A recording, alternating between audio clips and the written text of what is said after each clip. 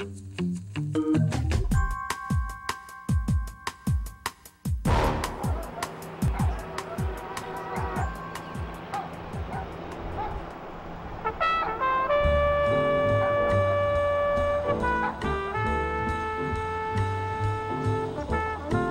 1893, silver and coal tycoon Walter Devereux built the magnificent Hotel Colorado for $850,000.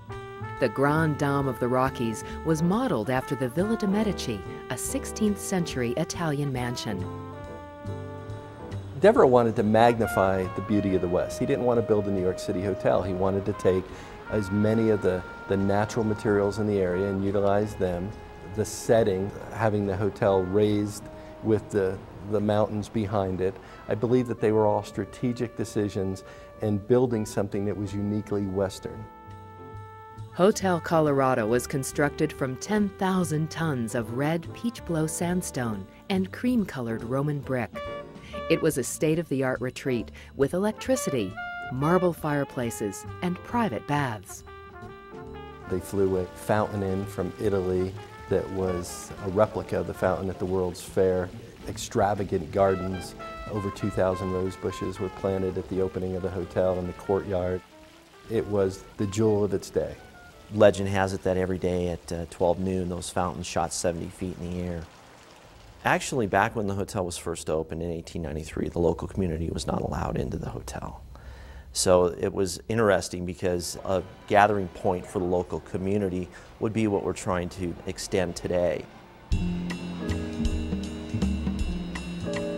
I would say our three premier suites at the Hotel Colorado, the Devereux Suite, the Molly Brown Suite, and the Roosevelt Suite, are all unique within their own. All three rooms have the personality of their founders. The Devereux Suite, it's the largest square footage suite in the hotel. We wanted families to be able to go in there and feel like they were in the Devereux's home. We want in each one of the suites to educate the people that are staying in there.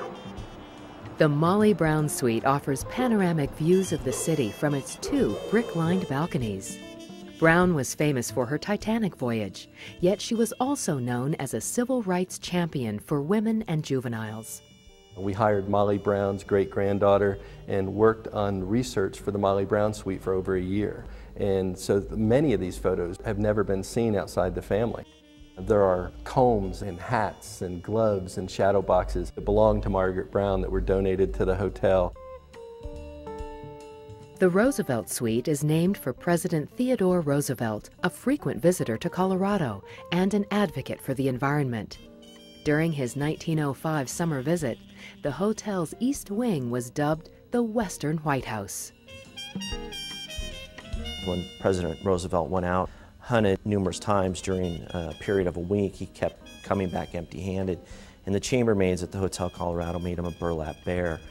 He didn't think that that was very funny, and he took the teddy bear and gave it to his daughter Alice, and Alice actually cloned what we know today as the teddy bear.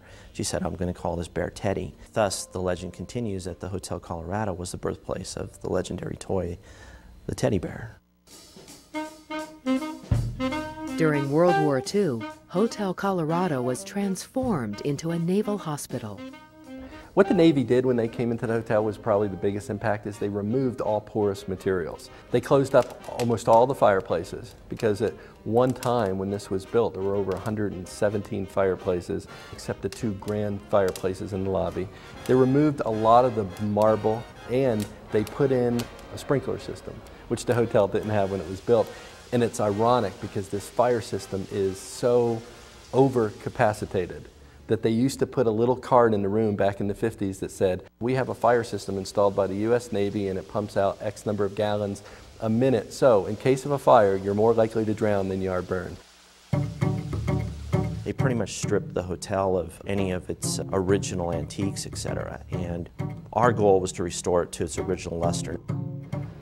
The wrought iron round the dome fixtures that are on the grand staircase and on the fireplaces and fixtures that are down the hallways. We went back and we tried to replicate whenever possible. You get into these rooms and you have plaster walls and you have high ceilings. You have hallways, in some instances 2 or 3 times as wide as a standard hotel. They wouldn't build a hotel like this today. It wouldn't make financial sense. You couldn't do it. The height of the ceilings, the width of the hallways, and all those things are from Devereaux's original vision.